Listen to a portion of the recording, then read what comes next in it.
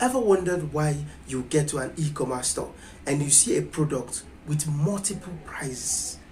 I mean, let's say it's a Techno phone, the same model. You see it on store A, it has a price tag of 20,000 naira, and you go to another store and it has a price tag of 30,000 naira. Nothing has changed. Same specs, same phone, probably same color, but different prices. What do you think happened there? That's dropshipping. And that's our number 3 in side businesses you can do, or businesses you can do to make money. Dropshipping is probably one of those that you can do with little or no capital at all.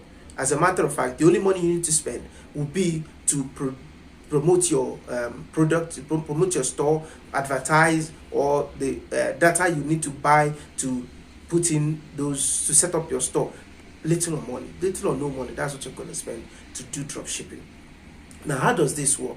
First, let's explain what it means to drop ship. Drop shipping simply means a manufacturer shipping its product to your consumer. Do you get that? Now, a manufacturer ships its product, it produces something and ships it to your customer. You're just sitting in your room, in your office, somewhere, and you set up a store, buy from a producer, and give it to a consumer. You didn't even touch the product. You didn't even handle the product. All you needed to do was to stand in between, move from here to the other place. It's as simple as that. How does it work? First, like I say with every business you're going to do, you're doing, you must do your research. Do your research. Select which niche you want to go into, or probably which product line. Let's say you want to do baby things, baby clothes, baby shoes, baby hair tie, baby whatever, anything that has to do with baby things. Now, that's the field you want to go into. What do? You study it, know what you need to know about it. Set up your own store.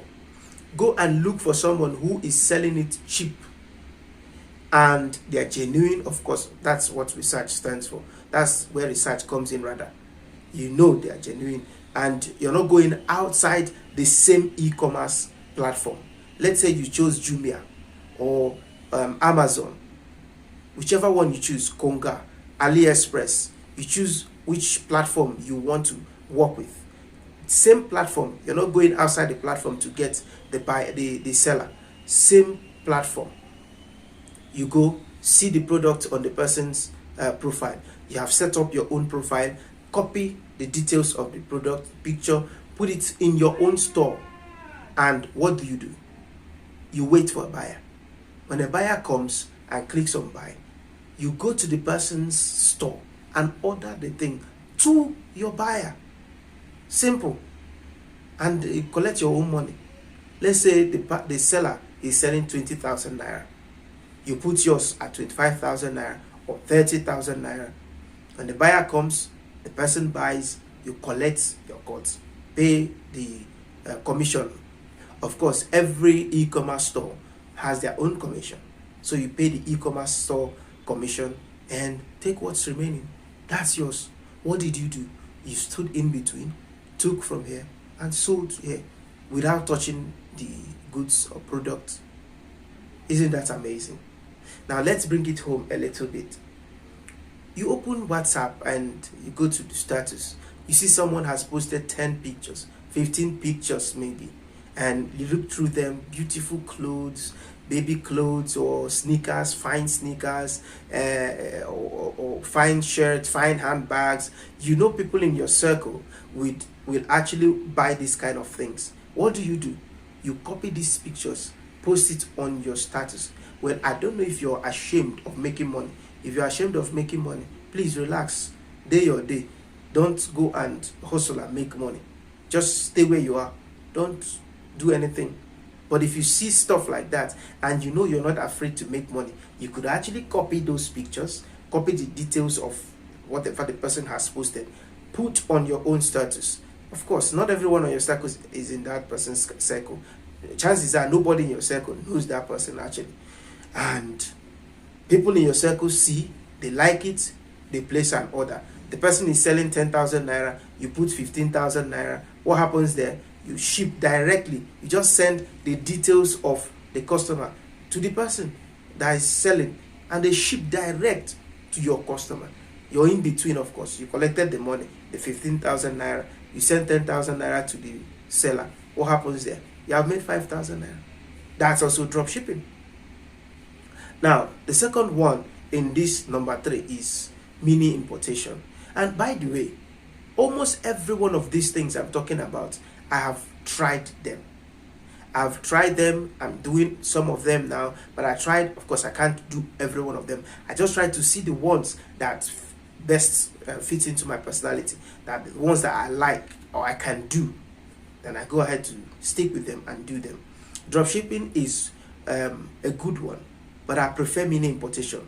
Mini importation is a situation where you source for goods or products from a foreign land, import into your own land, and you make sales. Now, most times these things are so cheaper at that foreign land where it's made, and when you bring it into your own land, of course it's foreign. People like foreign things, and they go ahead to buy it from you. How does this work? First, do your research. There is nothing that I'm telling you to do, no business I'm telling you to go into that you don't have to do your research. Do your research, get all the information you need to get concerning that product, concerning that country where you're getting those things from. If it's a country where their language is different from your own, then by all means find a way to translate. Find who could stand in between to translate for you, or use a bot to do the translation. That's a software to do the translation for you. But know what you're doing first. My first attempt to do mini importation, I imported from Turkey, and at the end of the day, because of language barrier, I ended up importing a huge number of sneakers that look, they're just the two designs, plenty of them, 2 designs, but that's not good. So learn from my mistake. Know what you're importing. Know, as in, be able to communicate with whoever you're buying from, whether through somebody else or through a software. By all means, be sure of what you're getting before you import. Now, you've done your research. You know what you want to get into. Same as drop shipping. Is it baby wears that you want to import, or shoes, handbags, cutleries, whatever it is you want to import? Go ahead. I'm going to let you in on a little secret that will help you. You'll be tempted to use air transportation to bring in your goods. It's fast and expensive. But instead of using air, use sea to ship your products into your country. Now, it takes time to come in, but when it does and you finish making the sales, you'll be making a huge amount of money. That's a little secret. Don't tell anyone. So let's continue. Now, you've done your research and you've established communication. You get your capital and you import those things. What's next? Begin to advertise them. Make sales. Sometimes you could buy something as low as 5,000 naira. 5,000 naira, transportation, shipping, and all costs inclusive. And you could be selling that thing at 8,000, 10,000 naira, because that's the value of that thing in your locality. But you bought it, you imported it from somewhere where it's produced even cheaper. I'll go over the steps for mini importation again. Do your research. Select what you want to import. Establish communication. Import them. When it gets to your country, there could be shipping, custom duties to pay, and all whatnot. You go ahead to get those done. But another little secret: there are companies who actually import these things for you. All you need to do is give them the address of the manufacturer. They go there, pick the stuff up, and bring it to your own city in your country. Or it could be that the manufacturers will take it to those shipping companies and they bring it to you. I've used one of them, I know a few of them, and you could use any of them and they will get it directly to your city. All you need to do is pay and pick up. But like I said, the best way to enjoy mini importation will be to use sea shipping, ship through sea. It will give you a higher chance of making more money. Well, you could say that there will be delay. What do you do in that case? Let's say you have 200,000 naira as your capital. Divide it into two. Use the first 100,000 naira to make your import, to place your order. After 2 months, place the second order. Now, by the time your first order arrives and you started making sales, before it will finish, the second one arrives. Before you receive the second one, you probably place another order. That way, as your goods are finishing, another meaning. You just plan yourself well. Like I said, do your research very well. Number 4 on our list will be to publish niche content. You could do this blogging, or you could do this as a YouTuber. Whichever one you want to choose. All you need to do is sit down, compose, write or record a video, or produce a content and publish it. Keep at it for a while and you begin to make money from it. It sounds simple, but it's a hard work, really. You need to do your research well. If you don't have passion, or you don't want to, you don't feel comfortable doing it, don't start at all, because you will burn out at the middle and you lose the zeal to continue. You won't enjoy yourself. So first, before you start, do a little research on the niche that you want to go into. Check competition.